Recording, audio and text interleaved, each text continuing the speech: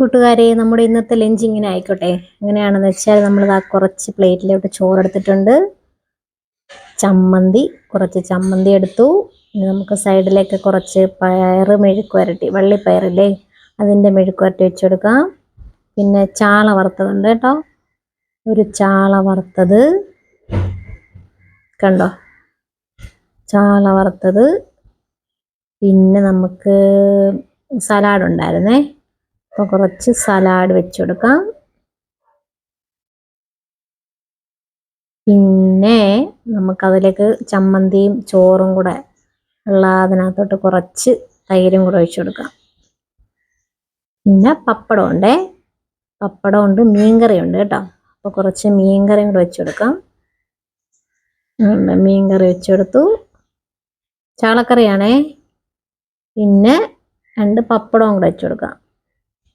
ഇന്നത്തെ ലഞ്ച് ഇതാണേ. ഇഷ്ടപ്പെട്ടിട്ടുണ്ടെങ്കിൽ ചാനൽ ഒന്ന് സബ്സ്ക്രൈബ് ചെയ്യുമോ? ലൈക്ക് ചെയ്യണം, ഷെയർ ചെയ്യണം.